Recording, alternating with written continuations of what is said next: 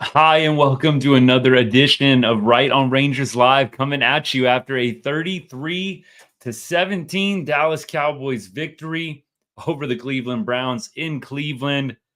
Great day to be a DFW sports fan. Rangers win earlier today. Cowboys collect the dub. A couple of hours later, 33-17 was the final score. And I feel like that score probably not quite indicative of how much of a beatdown this was. Can't say that I really expected at any point for this to be a blowout, but here we are. 33-17, your final. And we're going to get into everything here in just a little bit. Some of the notable performances, go through the box score, go through some stats, some numbers, go through all of the scoring, the highlights. We'll do that here in just a second. But first, here at Right on Rangers, we cover everything sports, but we put a big emphasis on all the teams we love from the great state of Texas, including the Cowboys and especially the Cowboys during the NFL football season. We appreciate you joining us today. A lot of different Cowboys options out there. Trust me, there are a lot, but we appreciate you tuning in, at least dropping by for a little bit, hanging out with us, doing some Cowboys post game. You got anything you want to add in? Comments, questions, do you want to throw my way or for the chat? Please drop them in the comments section and we will get to it eventually, I promise. But let's go ahead and let's start with the big news that came out of Dallas this morning. Dak Prescott becoming the highest paid NFL player with a 4-year, $60 million per year contract. Dak becoming the richest player in NFL history. And I think that there were some rumblings that something like this was going to happen. But at the same time, you didn't really know, and you never really know with the Jones family what is going to get done and what isn't. It wouldn't have surprised me at all if Dak did not have a deal going into the regular season, going into the start of play today. But the big news coming out, an hour or two before kickoff, that Dak is going to be extended an additional 4 years. There's a lot to break down there. I don't know if we're going to take it right away to that debate, good contract, bad contract. Let's focus on the dub today. I think that's a fair thing to do. Maybe at the end of the show, we can get into the contract and we can talk about what it means for the Cowboys and if it is a good deal for the Cowboys as well. Dak, a polarizing figure among Cowboys Nation. Some people love Dak, love the leadership, love what he's brought to the Cowboys over the last 8 seasons or so.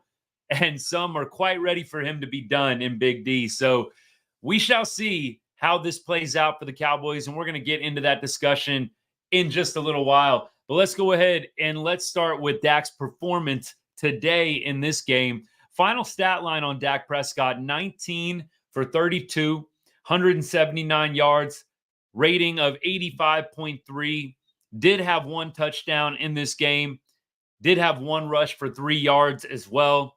Look, by the time the halftime rolled around in this one, the game was not completely over, but it was 20-3 at halftime, a 3-possession game.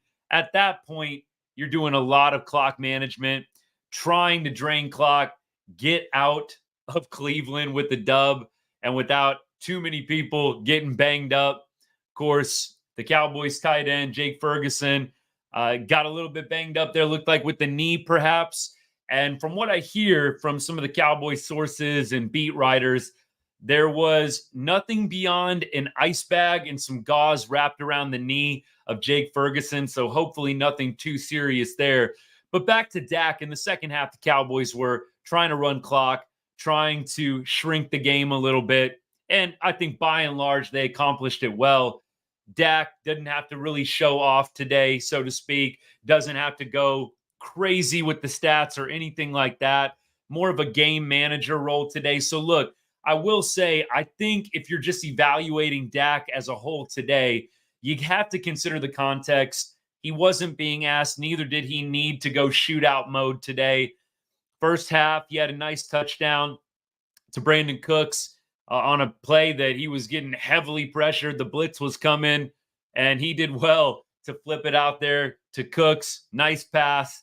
And after that, like I said, the defense playing so well. And then in the second half with the 3-possession lead, really didn't need Dak to be slinging it all over the yard. I'm sure there are going to be games like that this year. But yeah, I wouldn't say you walk away from this game wowed or overly impressed with Dak. But the reality is they really didn't need him to be wow today. The defense was the wow. I thought 6 sacks. You had 2 interceptions as well. Let me see. We had one, looks like one fumble that was recovered. I mean, there were just so many huge plays from the defense today. Again, you really didn't need Dak to be 5-star, 300-yard quarterback today. So on the same day where he signs the richest contract in NFL history, kind of a ho-hum day for Dak, but when you consider the context of the game, I think he did exactly what he needed to do. And like I said, we're going to get into the Dak debate maybe a little bit later on in the show after we go through most of the game. Of course, I'll take y'all's comments along the way. Appreciate all y'all tuning in, by the way. I'm seeing some comments coming in on YouTube, Facebook, X, and also TikTok as well. What's up to everybody? Cowboys get the win today. Look, that's really all that matters at this point. There's a lot that we're going to get into and can get into.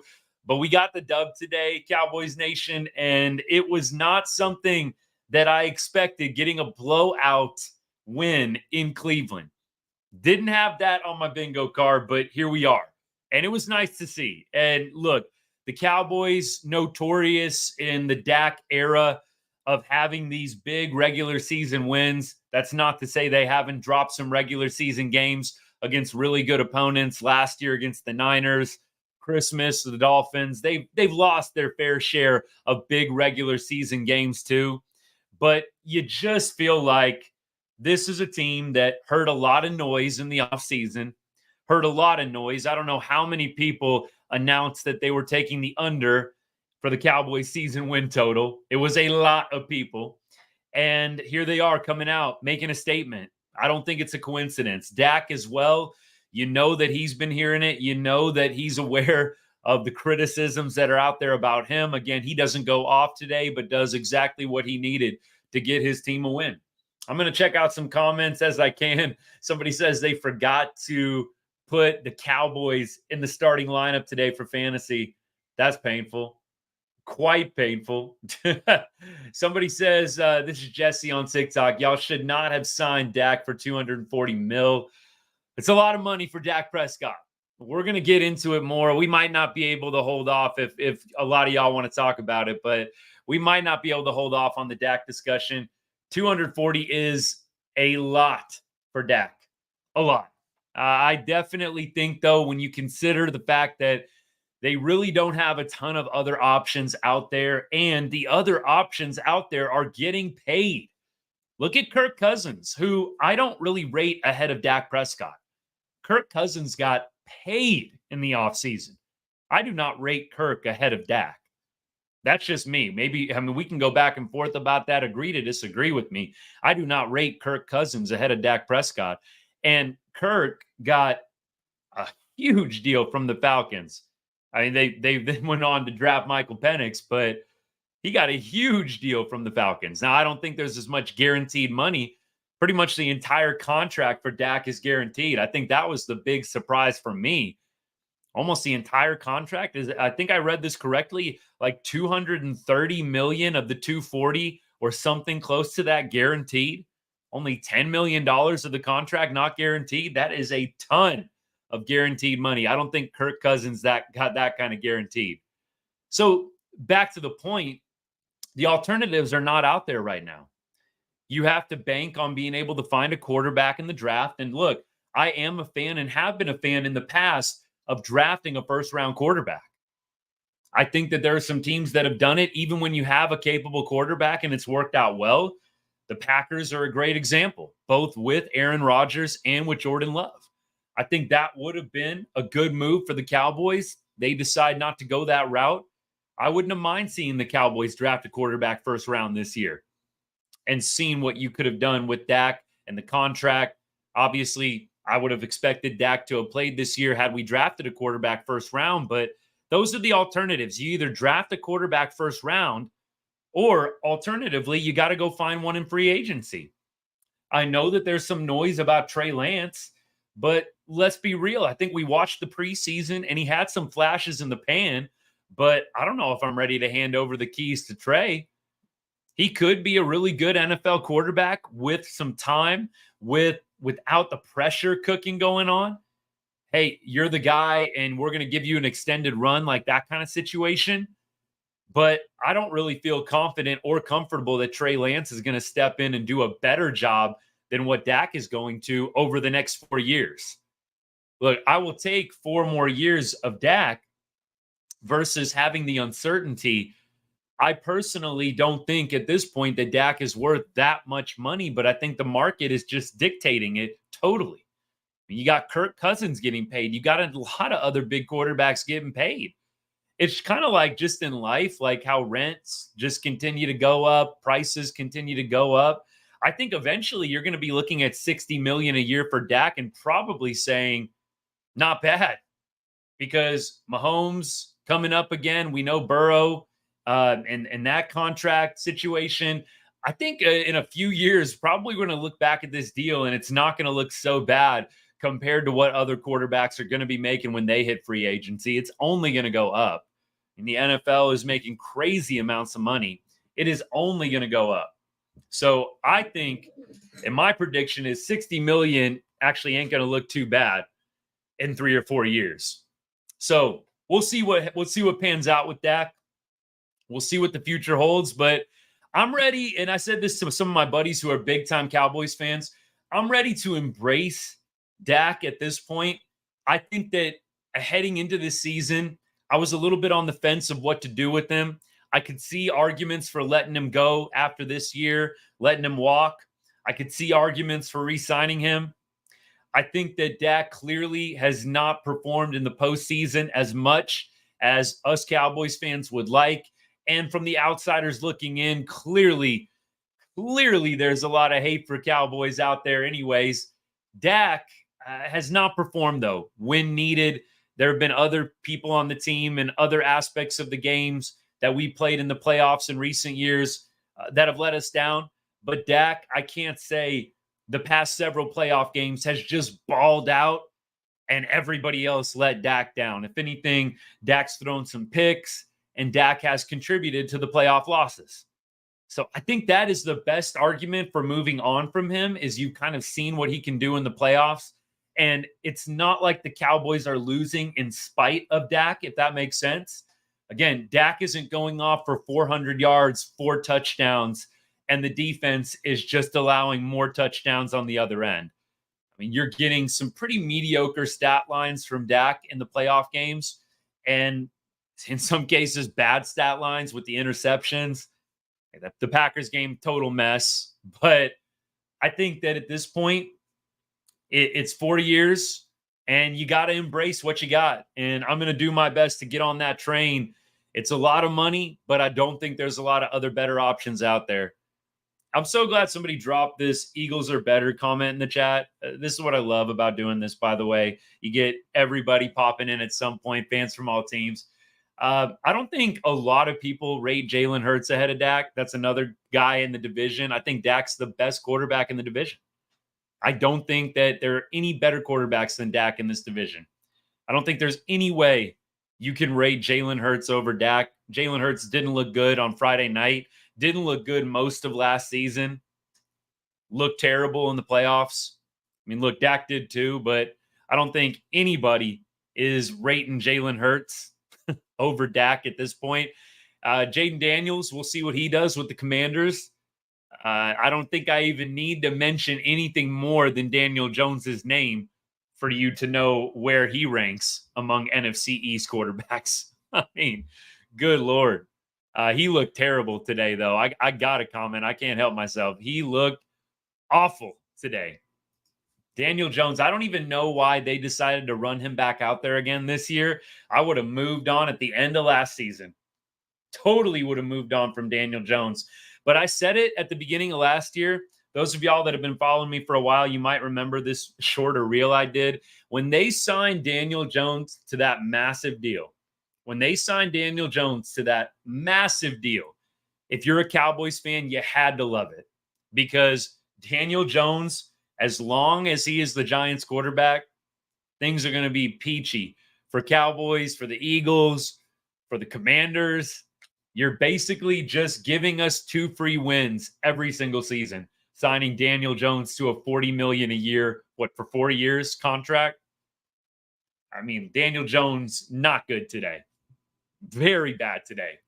So with that being said, I think Dak, best quarterback in the NFC East. And from that perspective, I think the contract today is a win as well.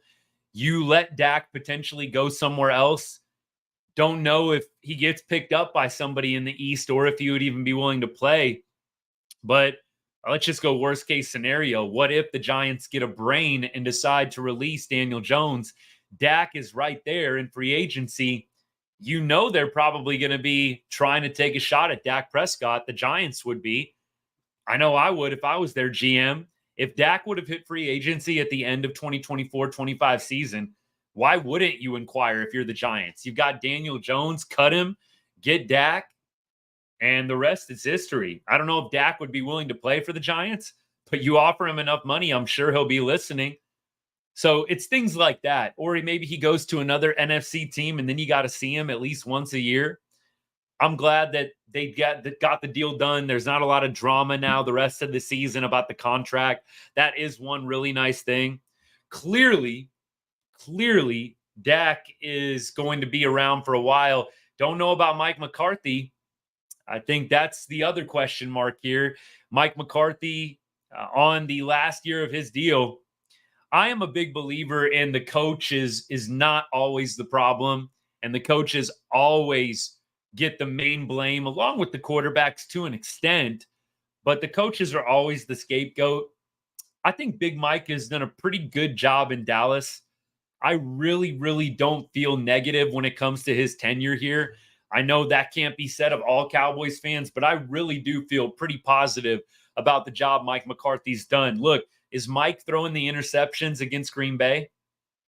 Is Mike allowing Jordan Love and the offense of Green Bay to run up and down the field on our defense? I mean, that's the kind of stuff I think about. Now, can you make an argument he should have the team better prepared, get more out of the team? Sure. But we're getting into coach speak there. The players have to perform on the field. And I think the Cowboys are really pretty well coached and have been for the last 3 seasons. Dan Quinn, now you got Mike Zimmer, who I think is a great defensive coordinator. I'm excited about the season this year. I think that they heard a lot of noise the Cowboys did this summer and this offseason, the lack of moves. And I think that they are ready to prove some people wrong. I think that's what this win was a statement win. Y'all think we're about to go 8-9 or 9-8? Let's just see about that. And when you think about it, if the Cowboys can make it through some of these non-division games at the beginning of the season, they're going to start getting into some of the divisional matchups. And I think right now, they probably can go ahead and chalk up 2 Giants wins. I think the Commanders game, they should win both of those games too. So you're already at 5 wins. Maybe you split with the Eagles. There's 6 wins. And that leaves you really with needing to win 3 or 4 more out of division games in order to make the playoffs. I think that's very doable at this point. Now, getting back into the game today, and I'm going to keep scrolling here on all my comments, by the way. John, what's up, man? If you're still tuned in, appreciate you. John says, Aubrey, low-key, the player of the game. So automatic. Brandon Aubrey, who would have thought that dude was going to be this? I surely did not think that Brandon Aubrey was going to turn into this type of dude.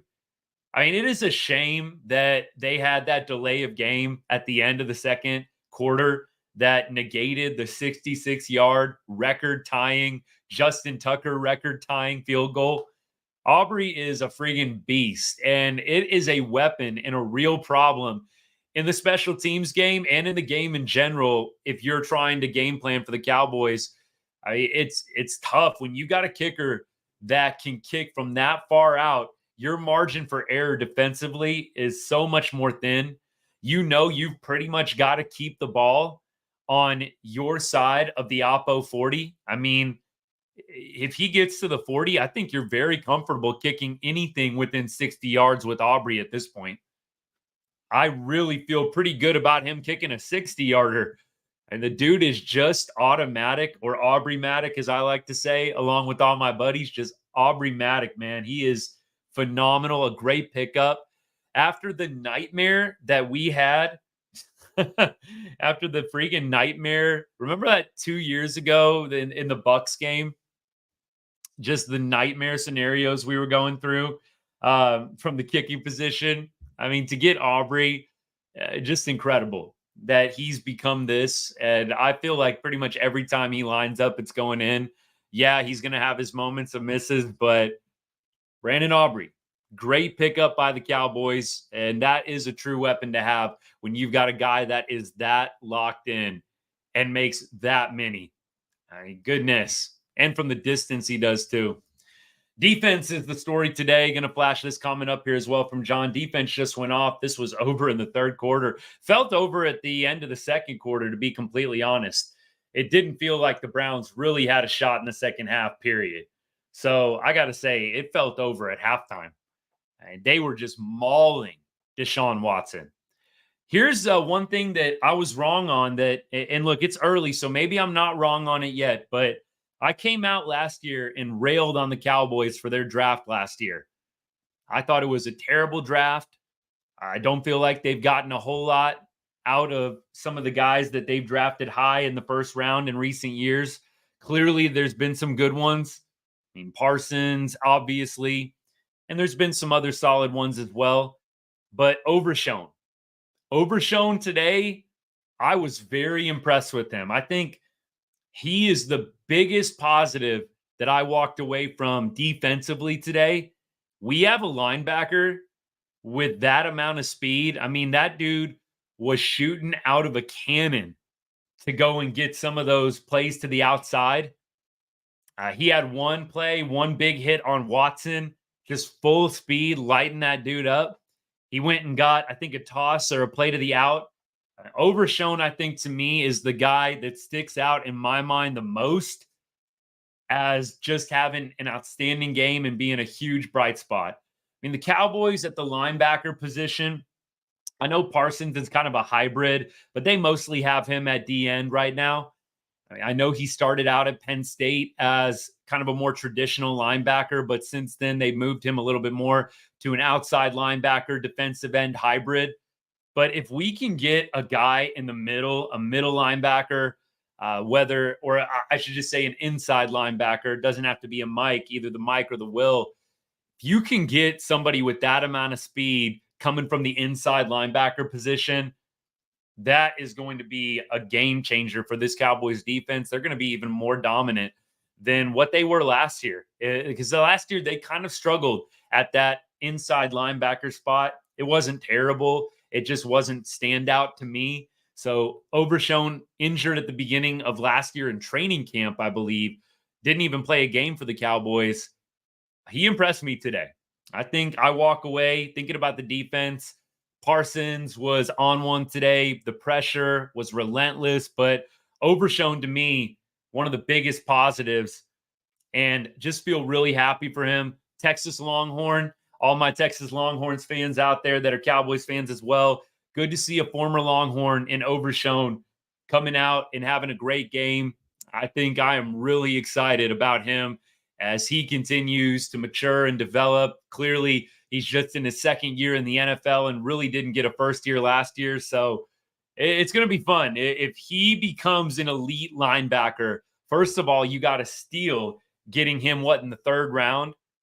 And second of all, you just upgraded a need that you had on your defense that was already really, really good. So Overshown, to me, is the biggest positive that I walk away from in terms of the defense. Good to see Diggs back out there, right? Good to see Diggs. And of course, Diggs was right there to get that interception towards the end of the game. I was watching the game with my dad, and we get together, I don't know, every other weekend and watch Cowboys. Just depends on our schedules. Crazy busy with work and family sometimes, but we try to get together and watch, maybe half the season. And, we were just commenting, Diggs, he has some lucky interceptions where he's just in the right place at the right time, but I really don't know how much luck it is. Like, the dude just has a knack for the ball. The ball just ends up coming to him. In all of his interceptions that he had a couple seasons ago, and then even last year before he was hurt, he just has a knack for finding the ball. So, of course, it was him getting that interception today. Good to see Diggs out there flying around in the secondary. And we don't even have Deron Bland right now. Deron Bland is hurt. I don't think he's coming back till week 5. I think that's what I saw. So you got Diggs and you don't even have Deron Bland. I mean, that to me is a really, really positive sign. Overshown, by the way, if you want to know just how much that dude balled out today, 11 tackles. 11 total tackles. That is crazy, man. I mean, that dude was all over the place today. 2 quarterback hits, 1 tackle for a loss. Overshown had a sack. Overshown, to me, player of the game defensively. I'd probably then go down to Kendricks. Kendricks, the acquisition in the offseason, the free agent signing that I think at the time was maybe a little meh to some Cowboys fans. Eric Kendricks, a great linebacker for the Vikings for a number of years. Kendricks played with Zimmer when Zimmer was the head coach of the Vikings. Quietly, I think we have just a crazy elite upgrade of our middle linebacker position, of our inside linebackers. It was a big need last year. We heavily upgraded the inside linebacker positions. Overshown just getting healthy, right? Just by consequence of that. And then the Kendrick signing, you've got 2 elite inside linebackers. I mean, Overshown, look, it's one good game. I don't want to go over the top with it. But look, clearly the dude can ball. He played D1 football and did very well at the University of Texas. He's not a scrub. So I absolutely am excited about the inside linebackers that we have on this defense. I think Zim has got these boys on all cylinders firing. I mean, you lose Dan Quinn, and it could have gone a lot of different directions with the defense. To replace Dan Quinn with Zimmer, phenomenal move. I mean, no like super awesome free agent signings, like big splash in the pan, big name. But Kendricks to me is a great pickup that really kind of was underappreciated, I think, by a lot of Cowboys Nation. At least the people that I like to follow. I didn't hear a lot of Eric Kendricks talk, people pumped about that signing. But he had a great game today, 9 tackles. He had 2 quarterback hits as well, had an interception. Beautiful stuff from the defense. And again, you don't even have Deron Bland back yet. Deron Bland isn't going to be back till week 5. This is going to be fun, I think, from a defensive perspective. Not that they're never going to take their lumps, but I really feel super excited about this defense. I think that it's going to be a lot of fun watching them fly all around the field, and I think they are going to be a problem for most offenses on the other side of the ball. Going to keep going here. So we talked about the defense. Let's go into the box score a little bit more here and just give you some notable players. So Zeke, good to see him back in his return. He went 10 carries for 40 yards. So look, averaging 4 yards per carry. I will say this. I felt a little discouraged in the second half. Like it just didn't feel like in the second half we had a run game that could just put things away. Felt like we had to pass way too much in the second half.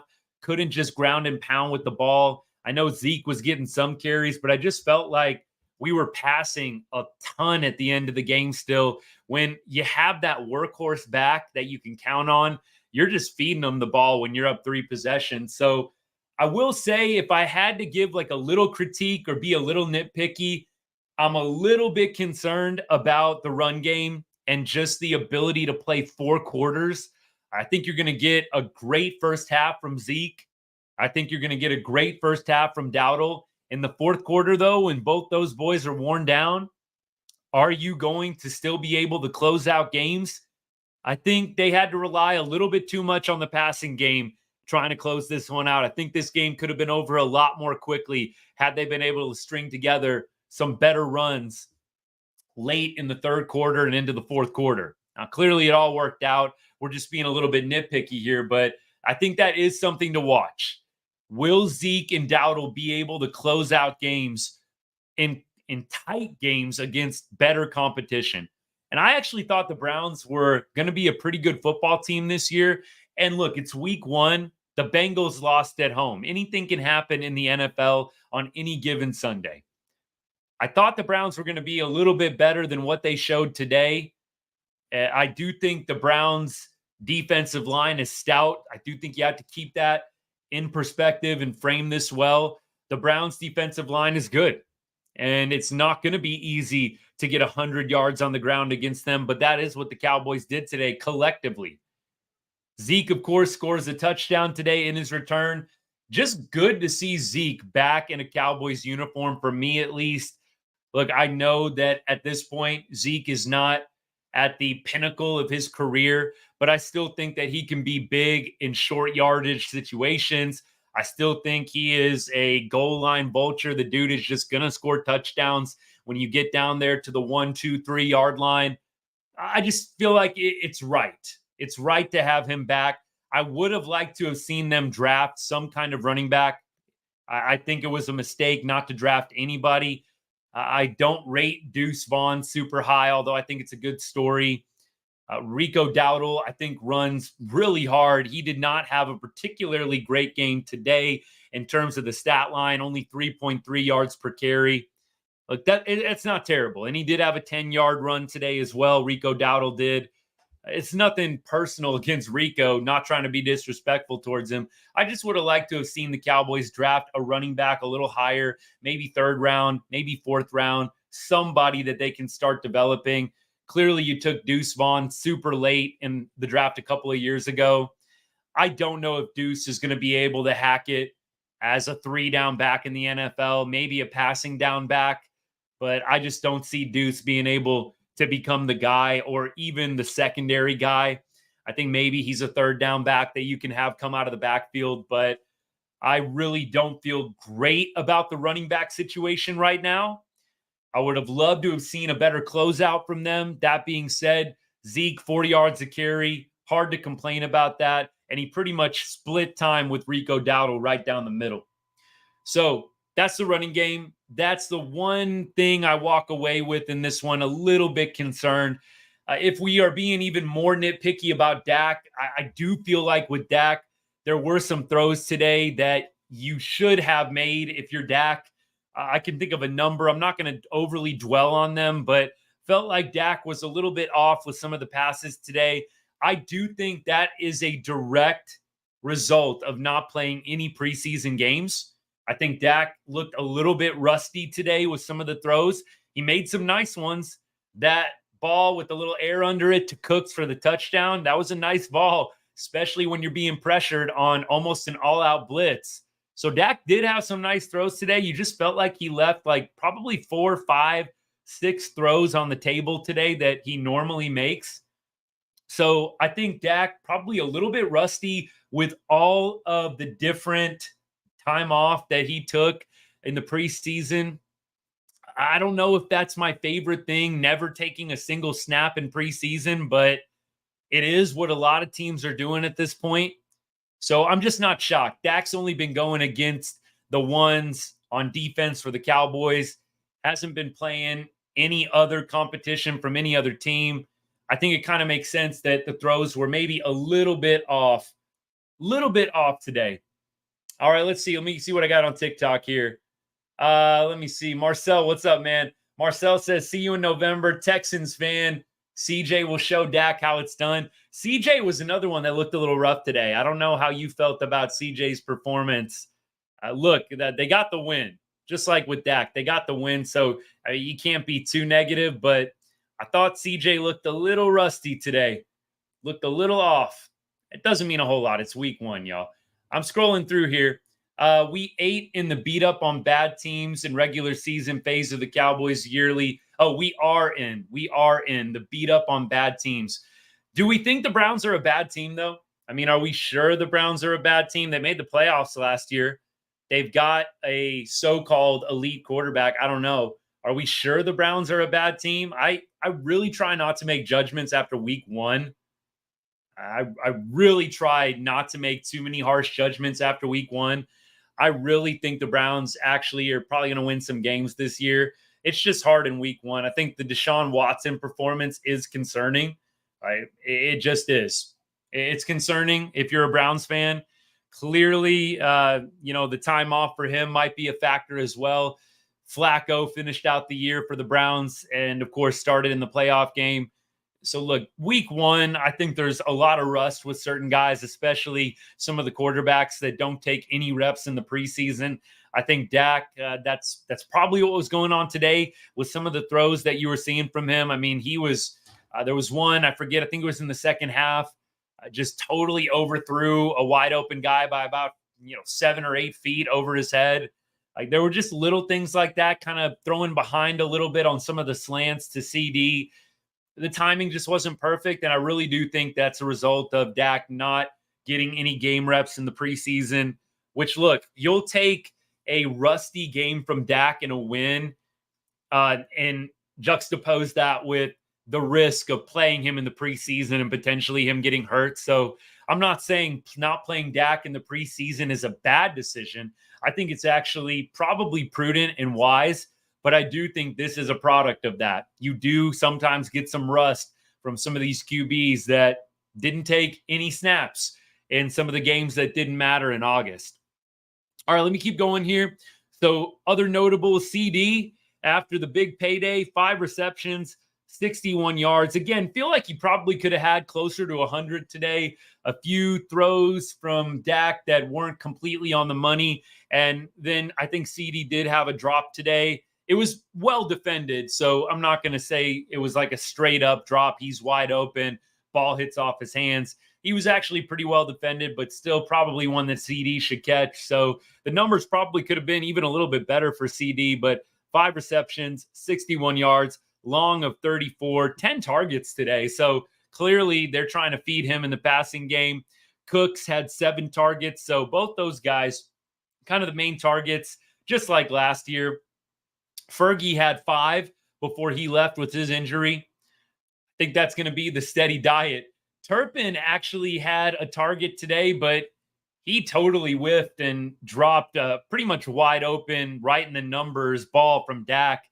So I don't know if that played into him not getting any more targets the rest of the day, but I will say Turpin did redeem himself with that outstanding punt return. John, I know you mentioned that a little bit earlier.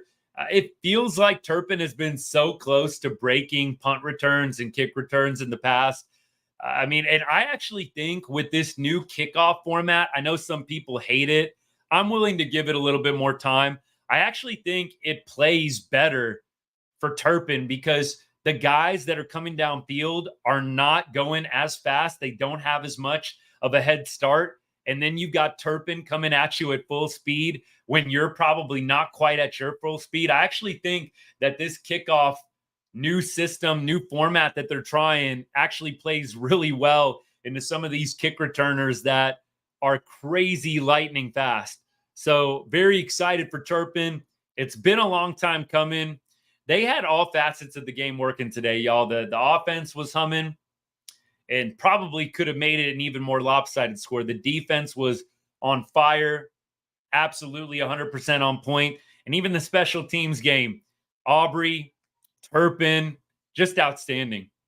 Outstanding, really from all facets. I'm sure there's a few things that the Cowboys coaches are going to hammer home this week in practice, but good stuff today, really from all aspects of the game. I don't think you can be really too mad about a whole lot. Like I said, we'll get a little nitpicky for the sake of fun and conversation, but by and large, you got to love going on the road into Cleveland, rabid fan base, loud stadium, first game, and get a win in this fashion as well. Very, very impressive. All right, I'm going to keep things going. Let's take a look at any other notable performances in the box score. We already talked receivers. We talked running backs. We talked Dak. We talked Overshown, 11 tackles. We talked Kendricks, 9 tackles. We talked about the interceptions from Diggs and from Kendricks as well. By the way, DeMarcus Lawrence, Tank had 2 sacks. Look, Kendricks had 2 sacks, Overshown with the sack, Parsons had a sack, 6 total sacks in this one. That just goes along even more, driving home the point of how dominant this defense was. Deshaun Watson barely completed 50% of his passes. And a big part of that was the pressure. And the dude just did not have time to set his feet in the pocket and deliver good throws. He was running for his life most of the game. And then when he actually was getting off good throws, they were pretty well defended by the Cowboys. So Deshaun goes 24 for 45 today, rating of 51. Yeah, 6 sacks, 2 interceptions. Just a nightmare game for Deshaun Watson. They were able to put in a couple of touchdowns late, kind of just garbage time, in my opinion. I don't read into really either one of those touchdowns. And I think that pretty much wraps it up with the box score. Aubrey 4 for 4 with a long of 57, made all 3 extra points. So good day to be a Cowboys fan. Great day to be a Dallas Cowboys fan. We're going to go ahead and we're going to preview the matchup for next week, which is an early game, 12 p.m. start, first home game for the Dallas Cowboys, who are going to be playing the New Orleans Saints. The Saints today put a beatdown, an absolute beatdown on the Carolina Panthers. So look, I take that with a grain of salt. I don't think the Panthers are a very good football team. I think Bryce Young is probably going to end up being a bust, but maybe he ends up coming around or gets an opportunity with another team. I don't know how much longer the Panthers are going to be sticking with Bryce Young. I didn't love the pick, by the way. I don't want to get off on a tangent. Never really loved the Bryce Young pick. Thought there were some other guys in that draft that you probably could have gone with instead. But it is what it is at this point, and we're not playing the Panthers next week. So back to the Saints. I think the 47-10 win looks dominating. It looks a lot better than what it really is. I think we have to go back to the Saints last year and what the Saints were like. And you know what? The Saints were a very mediocre, average football team last year. I was not super impressed with the Saints and Derek Carr. They were 9-8 last year. Look, I think that they were fortunate to get above 500. They play in a very weak division. Falcons, Panthers, Bucks, I think are actually a pretty solid football team. Baker's, I think, got them in a pretty good groove, but I feel like this is a game the Cowboys can absolutely win. I think that they are going to have some challenges. The Saints do have Olave, really great in the passing game, and Derek Carr does throw a great deep ball. I think they're going to have to really watch out for that, keeping everything in front of them. And then, of course, they've got a decent running game as well. I'm excited for the matchup. It's going to be fun. The home crowd, hopefully they'll be loud. It'll be a real lit atmosphere for everybody, both on TV and those cheering in the stands. So Saints 1-0, Cowboys 1-0. We shall see what next week brings. Again, a 12 p.m. game, and I think it's going to be Brady again on the call. By the way, Brady was on the call today. Thought he did a pretty nice job. I can't say I was like blown away or anything, but I definitely wasn't annoyed or wanting to like turn on mute or turn down the volume. And I actually thought he had some really good, insightful comments.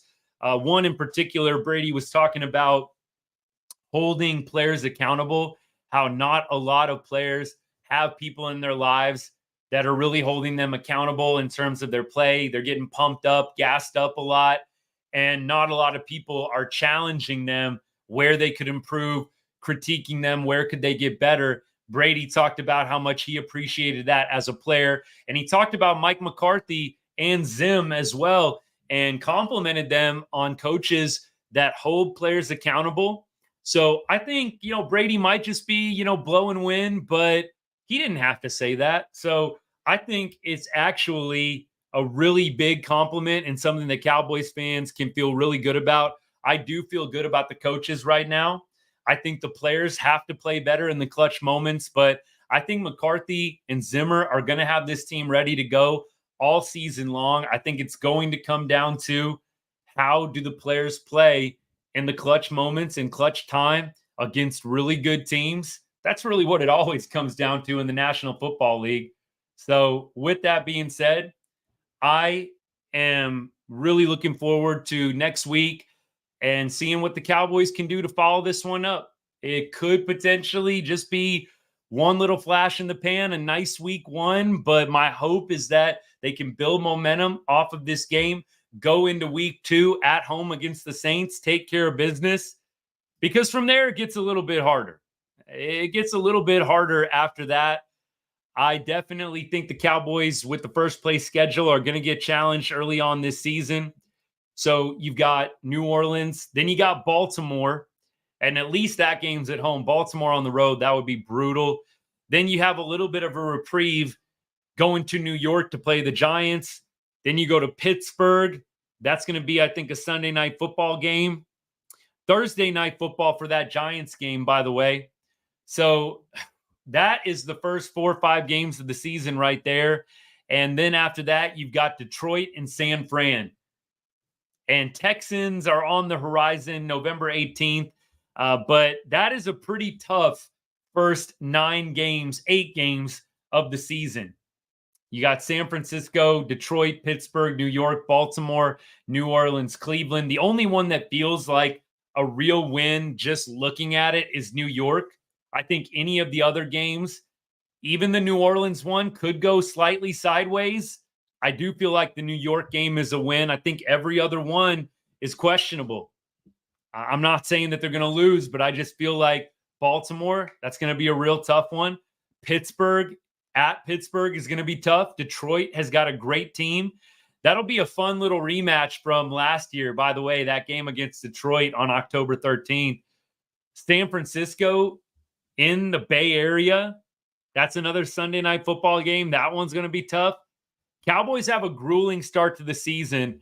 I really hope that they can get out of the first 8-9 weeks. Let's say the first 8 weeks. I hope that they can be at the very end of it. I hope for 5-2. 4-3 might be realistic. They have a bye week, week 7. So we're talking about after week 8, October 27th at San Francisco. We're kind of trying to predict the Cowboys record here. I think you got to be really happy with 4-3. 5-2 would be amazing. If they can go 5-2 over their first 7 games, finishing with that San Francisco game on October 27th, that would be phenomenal. And I think there is a path for 5-2. I think 4-3 may be, like I said, a little more realistic. But let's say if we're trying to pick out losses, let's say a Baltimore, Detroit, San Francisco, maybe those are the 3 potential losses. I think the Cowboys can beat Pittsburgh. I think the Cowboys can beat New Orleans, New York. I think really what it's going to come down to is how they play in those 3 big games against the Niners, the Lions, and the Ravens. I think they can win one of those 3 games, by the way. I think they will beat one of those 3 teams at least. 2 would be a big ask, but I think they can probably at least get 1 win out of those 3 games: Baltimore, San Fran, Detroit. I don't want to get too much into the rest of the schedule. It's still a long ways out, and we're only at week 1.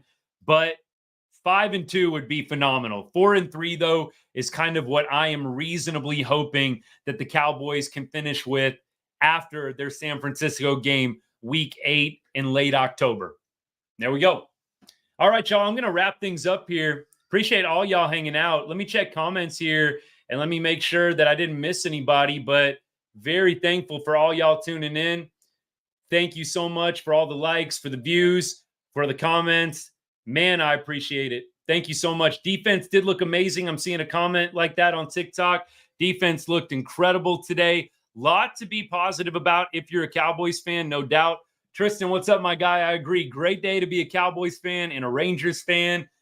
Here at Right on Rangers, y'all, by the way, we cover pretty much everything sports, but we love our Texas teams. I'm from the DFW area originally, Dallas, Fort Worth, Arlington to be more specific. So Cowboys, Rangers, those are the 2 big ones for me.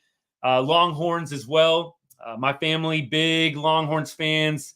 A lot of my family went to UT, went to college in the Austin area. So big Longhorns fan as well. And Mavericks, of course, too, who will be starting up here in about a month.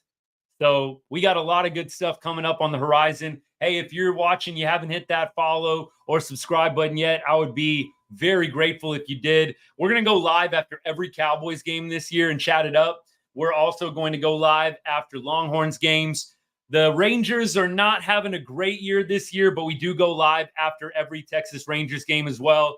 And if you ever catch me on a Rangers live and you want to talk Cowboys or Longhorns, drop it in the chat. I'll pretty much cover any sport on the lives. I'll eventually bring it back to the main topics of the day. But of course, if you want to talk one of those teams and you see me doing a Rangers live, put it in the chat. I'll get to it, no doubt.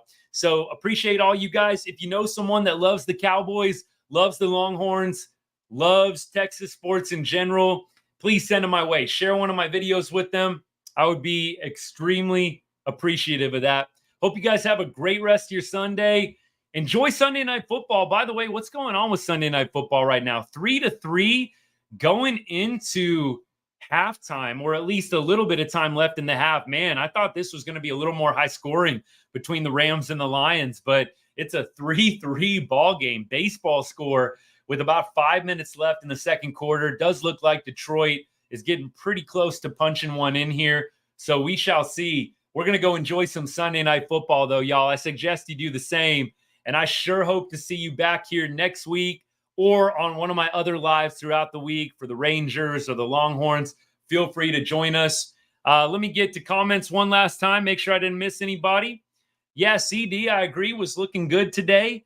Like I said, Dak, a few throws that were a little bit off. Probably could have had a little bit of a better day stat-wise, both for Dak and for CD. But look, we get the win today in Cleveland. Not an easy thing to do to go on the road week one and get a victory. But our Cowboys get it done today. We love it. Again, hope y'all have a great rest of your Sunday night and a great week ahead. And as I always say to end every show, God bless and go Cowboys.